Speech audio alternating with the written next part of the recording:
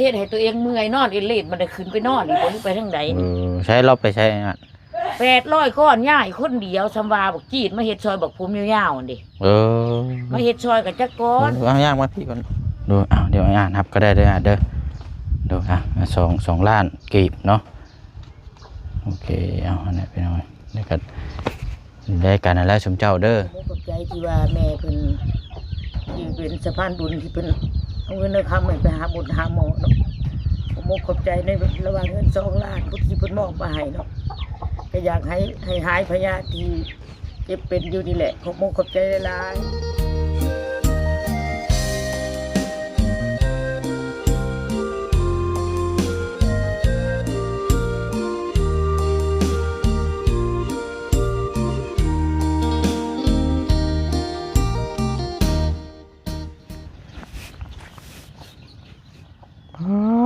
เนาะน้ำจนท่วมจนมีแต่กั้นอะไรนี่คันว่าคือโมเมนปูนเป็นไม้เป็นยังย่านผุพังเบิดแล้วนี่เนาะดีแต่ว่าเป็นปูนปูนนี่ยิ่งถึกน้ำมันยิ่งแข็งโตได้พี่น้องเนาะเอาเนาะกะเหตุจังใดพี่น้องเนาะบอกว่าดินมันก็ต่ำแน่อยู่หันกะน้ำมันก็ได้ขังนั่นก็ยังบ่ทันเทใช่ไหมเนาะเราบ่สิเทเอาเนาะมื้อนี้ก็ถือว่าเดินทางเข้ามาพี่แหละพี่น้องเนาะเขตของทางไอ้อาจ2พี่น้องคือเก่าคือเดิมเนาะพบพ่อหรือว่าพบเจอกันกะสายๆนี่จักหน่อยมื้อนี้พี่น้องเนาะสภาพอากาศนี่โอ้ย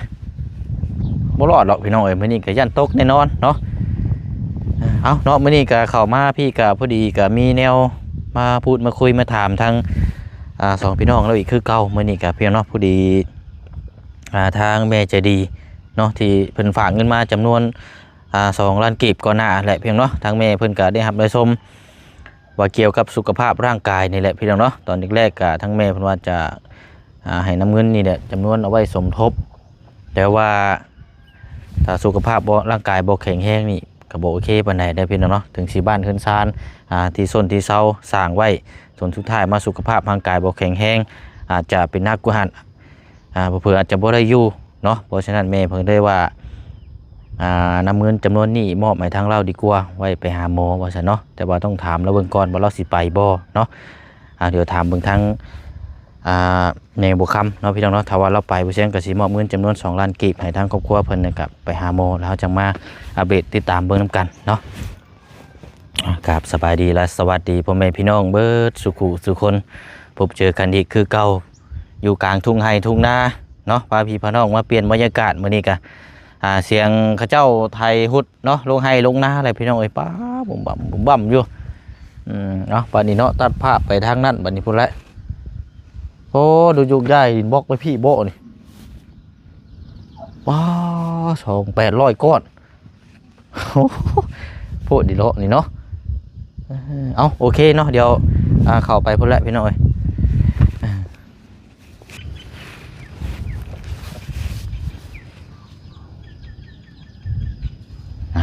มากับเบาบุญพี่น้องเอ้ยเนาะเป็นนี้ใดเนาะฟังเบิ่งกลุ่มก่อนคือว่าแจ้งมีดานว่ะล้านนี่แล้วเนาะคำว่านั้นเขาเองอยากได้แล้วว่าเดี๋ยวนี้ว่าหนาวว่าเดี๋ยวนี้คำว่าเดี๋ยวนี้เขามั่งรถเนาะเดี๋ยวเนาะอยู่ใช่มูกูประธานป้องเนาะโอเคเนาะดินนี่ยังอีกอยู่เนาะยังบ่ทันได้สำเร็จยังอีกบ่หลายโอ้ยเนาะเป็นนี่ใดก็ได้โยกย้ายดินบล็อกออกมาข้างนอกพี่แม่ฮะอาจต้นย้ายโอ้ยจักสิย้ายมันเฮ็ดผู้สั่งนั่นแหละว่าแล้วบ่เชื่อควมแล้วก็เจ็บแขนปวดแขนมื้อเช้านอนเอดเลดตื่นบ่สวยๆนึงแต่แนวเฮ็ดเนาะโดยเฮ็ดเพิ่นว่าเขาคอมเมนต์เข้ามาแม่ได้ถามว่าเขาคอมเมนต์กับยาข้าเจ้ามันบ่เปื่อยดอกว่าแล้วเจ็บไข้เฮ็ดแล้วบ่ยากเฮ็ดแล้วบ่ประหยัดมันเปื่อยว่าซั่นมันบ่เปื่อยหรอกมันสิเป็นหยังอันนี้ว่าเฮ็ดให้ตัวเองเมื่อยนอนอินเลดมันได้ขึ้นไปนอนอีกบ่รู้ไปทางใดใช้เราไปใช้งาน800ก้อนย่ายคนเดียวสำว่าบักจีดมาเฮ็ดซอยบักผมยาวๆนั่นดิมาเฮ็ดซอยกับจักก้อนเอาย่างมาพี่ก่อน บอกน้องบ่อยากให้น้องเฮ็ดว่าเขาคอมเมนต์ก็เรื่องของเขาแม่ว่า เอาเพิ่นก็ธรรมดาเด้เพิ่นอยากนั่นเนาะแต่ว่าเฮา บัดนี้ก็เจ็บโซ่ตัวเองมันยากเอ้ยเว้าตัวเองให้เป็นแนว มันบ่จำคัญปานใดหรอกนี่นะไว้หั่นแหละ บัดนี้มันก็ง่ายขึ้นมาบัดนี้มันบ่พังเชื่อแต่เขาคอมเมนต์บัดเลยเห็นบ่คือแต่เก่ามันก็ดราม่านู่นนั่นนู่นนี่ อืม บ่แม่นแม่เว้าแต่มันเห็นบ่เลยมันไข่บาดนี้ ป่วยบ่นี่นะ มันเจ็บแขนมันปวดแขนมันเป็นไผนี่มันหักกระลงมา โอ้ มื้อเช้ามันก็ลงมาอยู่มันลงมาบ่ขึ้นไปนอนอีกเอ้ยเว้าอย่าเฮ็ดตัวแห้งชันๆเส้นๆบอกกันบ่พัง 800ก้อนคนอันน่ะคนนี้เท่ากับคนเดียว คนซ้ำคนเดียวเนาะแล้วก็บ่ประมาทอันร้านผู้มันออกมาจากในบ้านบอกผมยาวๆนั่นดิ โอ้ มันก็มาซอยสิประมาณ10ไปก้อน800ก้อนมันเฮ็ดจักชั่วโมงผู้นี่บัดมื้อคืนนี่มันนอนบ่ติงเลยมันบ่กินฮอดข้าวแรงเอื้อยละว่าอย่าเฮ็ดหำบอกน้องนั่นป้าเอาหันบ่เปื่อยดอก มันสิเปื่อยเฮ็ดหยังเนาะเขาให้หดแต่น้ำเนาะ บ่บ่เป็นหยังหรอกเล่นบ ก้ อ อก น นะ นี่มันเปื่อยมันมีตั้งหากกะยามันสิบ่ให้มันเสียจักหน่อยก็บ่ได้บัดเก็บโชว์เห็นบ่นี่บ่แม่นเว้าได้พังชื่อว่าคอมเมนต์บ่อึดบ่อยาก เห็นได้ซะ อันนั้นแล้วมันให้คิดกันได้บ่คือก่อนก็ดราม่าล่าๆเว้าว่าแม่นั่นน่ะนี่บ่แม่นแม่เว้าเด้ โอ้ยเนาะ แล้วเอ้ยเว้ามันพ่วง เอาอ้ายเนาะ โดยสบายดี คนดินบล็อกจนป่วย เราบ่ถึงว่าป่วยแล้ว มันเอ้ยเว้ามื้อเช้าเอ้ยว่ามึงแบกเสาอยู่ หน่วยยาได้อย่าไปเอาเสาโยกมาอีกได้ บ่เอ้ยเว้ามื้อเช้ามึงแบกเสาอยู่เด้อ เขายกแล้วมันก็เจ็บแขนเขาบ่ได้ยกนะโดน อืม กระทึกที่ไข่หน่อยนึง ปุ๊บมากินข้าวเนาะน้ำลูกมากินข้าว เนาะอ่ะนั่งนี่ก่อนก็ได้นั่งก่อน น้องมากิน เนาะ ข้าวเนาะเฮ็ดมันนอน คัน ดูดอยู่มื้อเช้า ว่าเห็ดมันก็แช่น้ำอยู่นะบ่เสียงเพิ่นก็เว้ามาว่า เฮ็ดให้ตัวเองเมื่อยแล้วล่ะ แน่ว่าซั่นก็เลยว่าเอาขึ้นก็เอาขึ้นซะเถอะ โอ้ อืม บ่แม่นเว้าเอ้ยลำบากมาเฮ็ดงานก่อสร้างมันนี่ก็เป็นธรรมดาเลย มันว่าได้มันอยู่หม่อง ร่างกายซื่อ มันอยู่หม่องที่ว่ามันขังน้ำเด้ โดย มันก็ขังมันก็บ่หึงหรอกน้ำมันก็บกหรอกมันก็บ่ได้ขังคือน้ำนองดอก บ่ตัวเองที่เนาะบ่ดีดี เฮ็ดนี่ได้ฉบับนี้เนาะ เตรียมจะเศร้าแล้วบ่เสียง เออ ตัวการ์ตูน ใช้เวลาจักอันจักชั่วโมงคนนี่ เฮ็ดอันประมาณ7:30นแล้วประมาณเที่ยงครึ่ง เราติ โอ้พ่อเนาะโคตรดีดอกนี่ เอายกทีละ2ก้อน2ก้อน2ก้อนมาเที่ยง อืม ก็ ก็ พักแน่เมื่อยก็พัก โยกย้ายมาพี่น้องดินบล็อก800ก้อนเนาะมันเป็นน้อยเด้โหดีดอกเนาะ ธรรมดาแล้วบ่เสียงเอ้ย เออ 3นี่ อืมเนาะอันทางไม่ได้จะเป็นได้สุขภาพร่างกายตัวนี้นะมัน ร่างกาย มานั่งพี่ก็ได้อะมานั่งนี่ก่อนก็ได้ ก็ได้แล้ว มานั่งลงนี่ก็ได้ อาการหูอาการตาจะเป็นแบบ ยังอันน่ะมัวนั่นอยู่บ่ มั่วคือเก่า เออ คือว่าแหละจักสิว่านี่แหละเนาะ จะไปหาหมอมาแล้วบ่ ไปหาก็คือว่าบ่ไปหั้นนะไปหาก็คือว่า ไปหาก็จักว่านี่แล้วไปตรวจเจาะเลือดก็2เทื่อเพิ่นก็ว่าบ่มีหยังเพิ่นแนะนำให้ไปสวรรค์ว่าไปพวกภายตาว่าซั่น อืม คงว่าตาบ่กินหุงเด้ปานนี้ก็ไปก็เงินนี่แหละ มันก็บ่หลายเนาะแล้วก็บ่อยากไปแล้วก็สิว่าจังได๋แล้ว แต่บ้านคันว่าจักบอกบ่ถึงมันเจ็บพวกอย่าคือเฮาปวดหัวแต่ว่ามันบ่แม่นปวดหัวแต่เกี่ยวกับว่าเพิ่นว่าปวดเจ็บไม่เกณฑ์ไม่เกินแล้วบางเทื่อมันก็ขึ้นเจ็บเส้นตัวนี้ขึ้นมาแล้วก็เจ็บเวียนน้ำนี่แล้วก็คือประมาณว่า มันบีบลงไปแบบนี้มันมาปวดตามศีรษะรอบนี่ปวดตามอันนี้ เราไปตรวจเบิ่งบ่จัง แล้ว กัน ก็ เนาะ วันนี้อาการข้อนี่แหละ แต่ว่าสิมีอาการไออาการหยังแต่มือไข่แต่ตอนอยู่เฮือนตัวนั้นแล้วก็สังเกตอาการไออาการหยังมันกับโบมี อืม แต่ข้อนี่คันเขาเว้าไปหลายๆเนาะเว้าไปประมาณ10ค่ำบ่หรือว่าจังไดมันกับประมาณว่าหาใจมันบ่สะดวก อืม มันแหบเขาตื่น เอาเนาะเดี๋ยวจังอันนี้จะไปทางไอ้อาดนี่เป็นไข่ใช่บ่เจ้านะ ผู้ วดกระโตซื่อๆ ปวดกระโตเนาะ ก็ปวดอันสีย่อนักอันนั้น อื กิน ม ยาแก้ปวดกระเซาดอกบ่เสียง อืม เอื้อยบอกว่าจะเฮ็ดว่ามันอยู่หั่นแหละบ่เปื่อยบ่เพ่ดอกก็บ่พังน้องก็ได้ อืม บ่พังแต่ความเขาคอมเมนต์มามันก็บ่ได้แล้วเขาเว้านู่นเว้านี่ เบิดแนวหนึงกับแนวหนึงนะเนาะ แม่น ปกติ เพราะ แห ว่า ล้ว คนแห่งเขามาหลายช่วงนี้ก็แห่งผู้นั้นผู้นี้เว้ามาแต่เอื้อยเว้าเอื้อยก็เคยเฮ็ดงานก่อสร้างผ่านมามันบ่เปื่อยดอกห้ำเพิ่นยังหดน้ำใส่น้องก็บ่พังบ่เจ็บไข้มันก็คือแบบนี้แล้วบ่แม่นเฮาเว้าบ่แม่นเฮาตีดอกคนผู้ที่มันอยากเว้ามันก็เว้าอยู่นั่นแหละ อืม ก็คือผ่านมาเลยเฮาก็จนน้อยใจจนได้ก็คือเมียสิเว้าไปก็ดังออกไปทั่วที่แล้วนั่นทายลง อืม ก็คือเอ่ยเว้ามาและผ่านมาและเห็นบอกเขาว่าเฮาแล้วนั่นแล้วนี่บัดแล้วผู้เว้ามันบ่เห็นเขามาละบาดนี้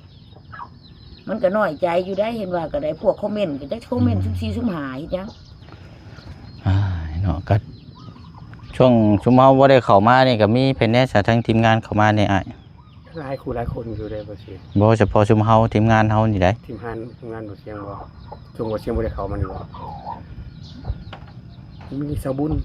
อืม เขามาดูอยู่แล้วก็มีเบาตูนผักดังๆนี่มีเบาตูนเบายาว อืมเพราะว่าเขาเจ้าบ่ได้เดินทางสายไกลเด้ อืมในการเวียกที่จะการโตเติมจังซี่แล้วจะเป็นจังไดเดี๋ยวอ้าย ก็ยังบ่ได้ฮู้นำบ่เตรียมเพิ่น อืม มีแต่เพิ่นเว้าไปทำที่ผู้ค้าเสนอไปหั่นแหละ โดย เพิ่นก็ลงไปไต่แล้วก็บ่ได้มีความคืบหน้าหยังเลย บัดนี้อันที่ว่าทางว่าวเพิ่นโทรมาหามื้อนั้นเพิ่นมามอบแล้วบ่ไหม ยังเลย เพิ่นยังบ่ทันได้เข้ามาบอก เพิ่นโทรมาอีกแล้วโทรเพื่อนหนึงเพิ่นว่าอยากเว้านำบ่เสียงว่าอยากให้บ่เสียงสั่งไม้ให้แต่บ่เสียงขึ้นเรือก่อน ช่างไม้แบบใดนะ สั่งไม้ให้เพิ่นนั่นแหละ มันบ่ได้เด้มันคือผู้ใหญ่เพิ่นมอบหมายให้คนใดคนหนึงก็เจ้าต้องเฮ็ดเองไม่งั้นก็มอบเงินส่งต่อนะให้ดำเนินการแบบนี้ แล้วผู้ค้าก็เลยเว้าว่า มันบ่แม่นว่าสิให้เฮาสร้างให้มันบ่ได้มันบ่แม่นเวียกหน้างานเฮาตัวนี้น่ะเนาะ ผู้ค้าก็เลยว่าไว้ให้บ่เสียงมาหรือว่าบ่เสียงมาแล้วผู้ค้าสิโทรให้เพิ่นเว้านำเด้อผู้ค้าก็เลยเว้าไปสิเพราะว่าผู้ค้าจักนำเพิ่น มีแต่ว่าแนะนำบอกเพิ่นว่าให้เรามาอยู่ซินูนี่ก็ให้เราสร้างอยู่ที่ซินูนี่ก็ได้ไม่นะ เราสิเอาจักโตเพื่อให้เพิ่นสิซอยจักโตก็ให้เพิ่นไปสั่งแล้วก็เราก็รอท่าก็ให้เพิ่นมาส่งมันก็แค่นั้นแหละบ่ยากดอก โดย คันว่าสิให้เฮามารอมาท่าเฮามันบ่ได้เฮาบ่แม่นงานเฮารับผิดชอบแม่นบ่ล่ะเฮาแค่ร่วมสะพานบุญนํกันมีหยังเฮาก็ปรึกษานํกันแต่ว่าสิให้เฮาเจาะจงสิเฮาเฮ็ดนำมันก็ได้อยู่แต่ว่ามันก็บ่คักบ่แน่ปานใดมันก็บ่คักสำหรับทางผู้ใหญ่เพิ่นมอบหมายให้แม่นบ่ล่ะมีแต่ว่าลองจะแจงเองแล้วมันดีที่สุดแล้ว โดย นึกว่าเขามาแต่สิมีไม้มีหยังมาส่งแล้วหั่นนะก็เขามาเบิ้งว่านั่นแหละกันว่าเราโทรมาก็ให้เราเข้ามาแล้วก็ให้เราสั่งไม้สั่งหยังลงมาลงเลยก็ได้ไม่ยากหรอก โดย เจ้าก็บอกเพิ่นไปรถ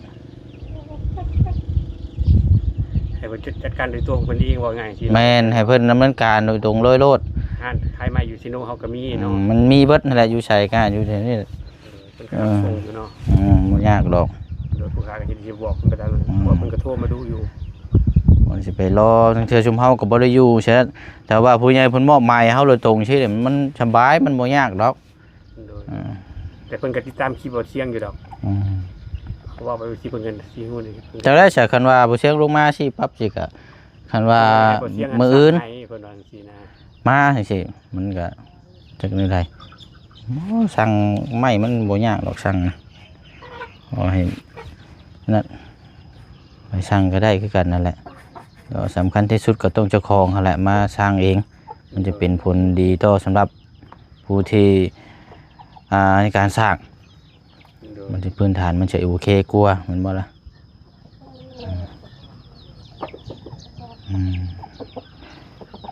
น้องก็ติดตามเบิ่งนำกันอีกมื้อนี้เข้ามาเยี่ยมยามอัน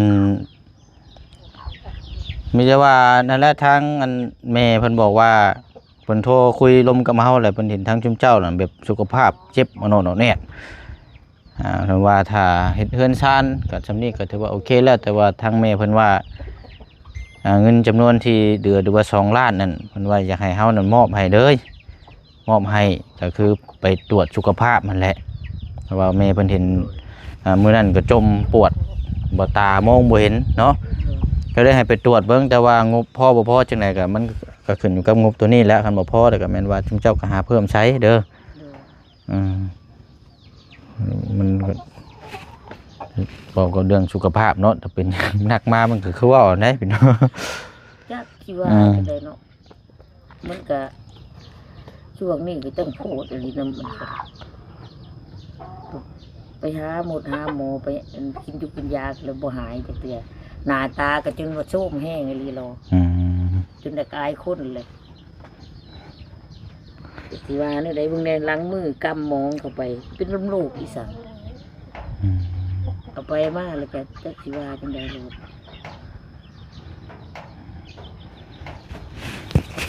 อ้าวเนาะอันนั้นไปต้องเบิ่งอ่ะไม่แต่เฮาสิมอบเงินให้แล้วก็ไปหาหมอเด้อไปตรวจเบิ่งแล้วสิมาอัปเดตถามเบิ่งดังอีกเทื่อนึงว่าเป็นหยังสาเหตุหยังอันนั้นก็ได้แต่ชมเจ้าอันนั้นเพราะว่าทางแม่เพิ่นว่าให้มอบเป็นเงินเลยว่าซั่นดูอ้าวเดี๋ยวอ่านครับก็ได้เด้อเด้อดู2 ล้านกีบเนาะโอเคเอาอันนั้นไปหน่อยแล้วก็ได้กันแล้วชมเจ้าเด้อเดี๋ยวเฮาสิคันว่าเฮาเข้ามาเดี๋ยวเฮาสิมาถามแล้วก็มาอัปเดตเบิ่งอีกเทื่อนึงคันว่าจบหลังจากคันว่าไปตรวจมาแล้วหั่นนะคันว่ายังบ่ทันไปตรวจก็บ่เฮาก็สิบ่ถามขอบคุณใจที่ว่าแม่เพิ่นที่เป็นสะพานบุญที่เพิ่นเอาเงินเอาคำให้ไปหาบุญหาหมอเนาะขอบคุณใจในระหว่างเงิน2 ล้านพุทธิเพิ่นมอบมาให้เนาะก็อยากให้หายพยาธิที่เจ็บเป็นอยู่นี่แหละขอบคุณขอบใจหลายๆให้เพิ่นอยู่ดีมีแฮงปราศจากโรคภัยไข้เจ็บสำหรับเพิ่นทำมาค้าขายอันใดก็ขอให้ลุงหูเรืองไปตลอดไปที่ได้มอบเงิน2 ล้านมาให้ก็น้อยได้ไปหาหมอเนาะให้เพิ่นอยู่ดีมีแฮงขอขอบคุณขอบใจหลายๆพ่อทางเบาเชียงน้อยที่นำเงิน2 ล้านมาให้ก็น้อยไปรักษาการเจ็บการไข้ของก็น้อยแหละให้เพิ่นอยู่ดีมีแฮงสุขกายสุขใจให้เพิ่นเป็นผู้มีบุญยิ่งใหญ่มหาศาลสาธุคือเป็นมอบเงินมอบคำมันนี่ให้อยู่ดีมีแฮงบ่เดือดเบาเชียงน้อยเด้อเอาไปตรวจเบิ่งเนาะว่ามันเกี่ยวกับอีหยังมันคือ3 มื้อเช้า4 มื้อหายมันบ่เช้าจักเทื่อเนาะมันเจ็บโนดแนดไปตรวจเบิ่งไปคลินิกอันลาวเวียดนี่ก็ได้อันนั้นก็น่าจะนั่นอยู่ดอกลองถามเพิ่นเบิ่ง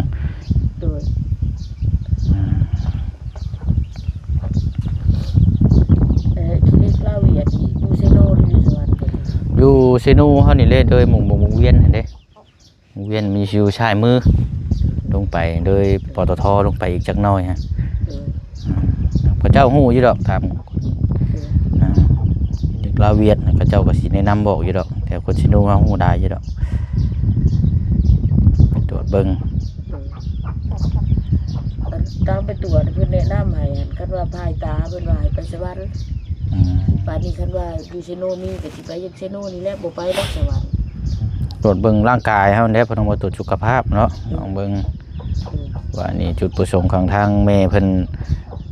บอกมาแนวนี้เนาะเพราะว่าทางแม่เพิ่นก็คือว่าให้คนเฮามีก็เจ็บไข้และป่วยมานี่เข้าใจความรู้สึกการเจ็บไข้ป่วยนี่บ่มีไผอยากเป็นดอกถ้าเป็นมาแล้วมันเป็นทุกข์มันเมื่อยยิ่งคลำเนี่ยอยู่เนี่ยกินนี่โอ้ยยังพอแห้งเนาะยังสินักไปหน้าแล้วนี่ก็ว่าไปตลาดกับหมู่แน่ผู้ที่เคยเป็นเนาะเพิ่นก็ว่าญาติมึงเป็นเบาหวานแต่ว่าญาติมันทางตรวจบ่ทันได้พอเพิ่นว่านะตามเพิ่นเคยเป็นมาคือว่ารุ่นเอื้อยรุ่นป้ารุ่นแม่ก็จันเพิ่นก็ว่ากันอาการตาบ่เห็นหูยังเป็นเบาหวานและญาติว่าบ่ตรวจยังบ่ทันได้พอหมู่ก็เว้ามือซื้อน่ะก็ไปตลาดหมู่ก็เว้ามาแล้วก็สิไปเบิ่งหาและว่าจังได๋ก็ได้โดดเบิ่งเด้อแล้วสิเข้ามาอัปเดตถามเบิ่งดอกว่ากันหั่นแหละเนาะมื้อนี้ก็กินข้าวแล้วเนาะเป็นมื้ออื่นเนาะมื้ออื่นก่อนก็ได้มื้อใดก็ได้ดอกบ่ยากดอกเฮาสิเฮ เอามือสะลวกนั่นแหละคำว่าถามเบิ่งนะบ่มัน2มื้อป่วย3มื้อหายจังซี่เนาะมันก็อยู่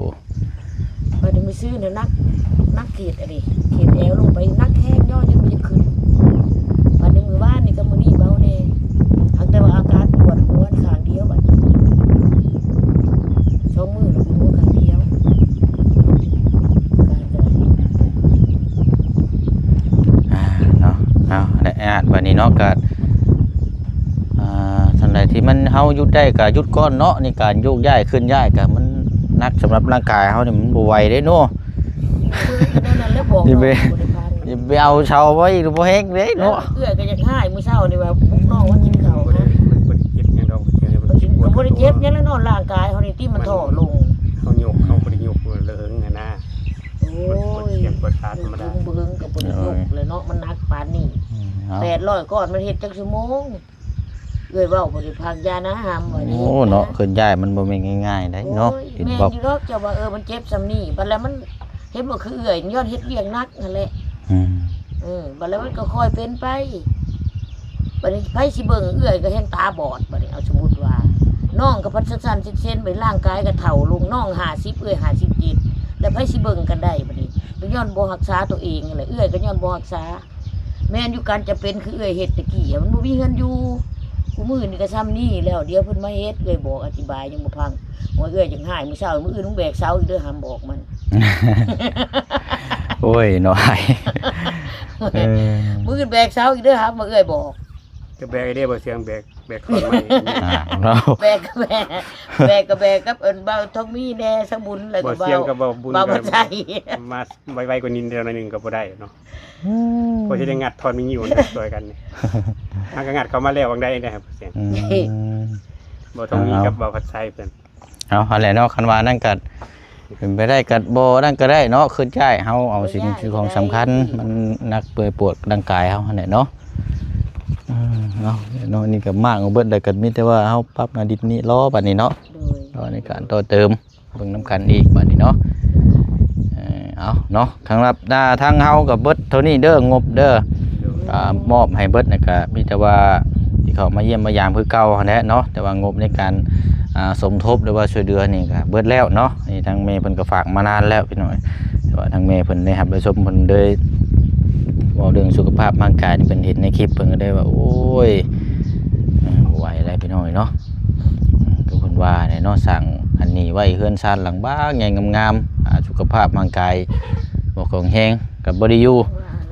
ไปนอนอยู่ห้องหมอมันก็เลยเพิ่นก็เลยว่าเอ้าเนาะหวังว่าเงินจำนวนนี้ก็สิช่วยปรับพื้นร่างกายให้กลับมาแข็งแรงกว่าเก่าเนาะ นักแห้งเลยส่วนมันจนขึ้นไปทั่วทิพย์ทั่วแดนพุ่นล่ะ โอ้ย ไปทั่วทิพย์ทั่วแดนบางครั้งมึงขึ้นมาได้คิดที่ว่าคำเคยไปวัดก็จนบ่ได้ไป โอ้ย ก็ขึ้นไปแล้วก็จนนอนบ่หลับแต่ก็วางหัวลงแล้วก็หลับเป็นเฮาเมื่อยบ่เรื่องเฮาเป็นน้ำพยาธิเคยจะเทื่อว่านอนมันปึ้งมันเป็นบ่เคยจะเทื่อก็คือว่านักแห้งนั่นแหละ โอ้ย แล้วก็ขึ้นไปโอ้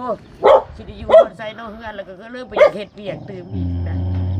ก็เลยพ่อป้ากับป้าแล้วน้องไปให้บุกกับอิดบอกอ้าวน้องเป็นแล้วกูสิเฮ็ดจังได๋อีกขึ้นในใจ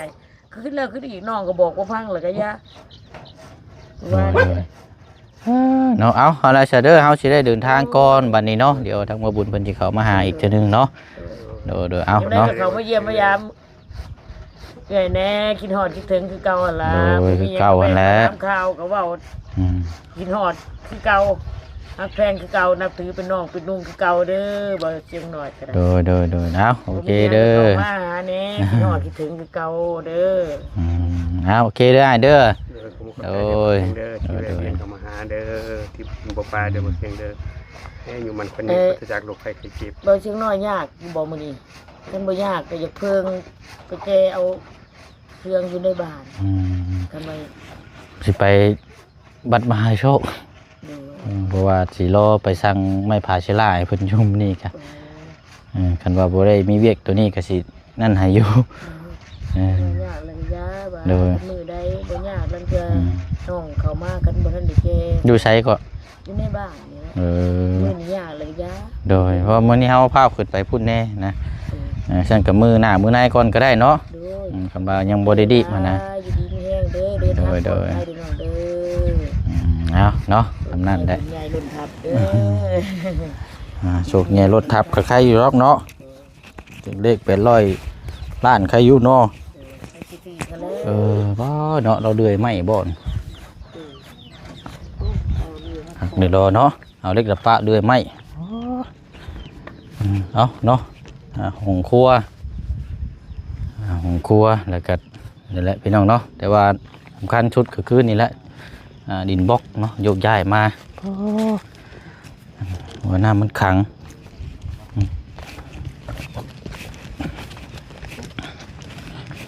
กิ่งขนยิ้วมานี่เนาะเอาอะไรเนาะวันนี้ก็สิไปต่อเพื่อไปน้องเนาะวัดมหาโชคว่าจะได้ไปสั่งไม้ผาเชลาแล้วก็สั่งค้าหลังคาสังกะสีก็ยังขาดอยู่2 แผ่นอาจจะเป็นไปเบิ่งเทิงพุ่นก้อนบัดนี้พี่น้องเนาะ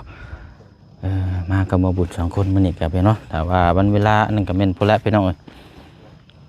ว่าสิไปฮอดไปถึงหรือบ่ทางบ้านน้องพรพี่น้องเนาะว่ามันไกลเราก็เก็บเบียกแถวนี้แน่เนาะเอาจังได๋ก็ติดตามเบิ่งน้ำกันเนาะนี่ก็เคสนี่แหละพี่น้องบ่เสียงก็ได้มอบเงินจำนวน2 ล้านกีบที่แจ้งพี่แจ้งน้องไปก่อนหน้าเนาะก็ได้มอบให้ทางเอื้อยเพิ่นทางอ้ายนี่เนาะให้ไปหาหมอไปตรวจสุขภาพร่างกายเนาะอะไรก็ต้องติดตามเบิ่งน้ำกันบัดนี้พี่น้องเนาะเอาสำหรับงบในการ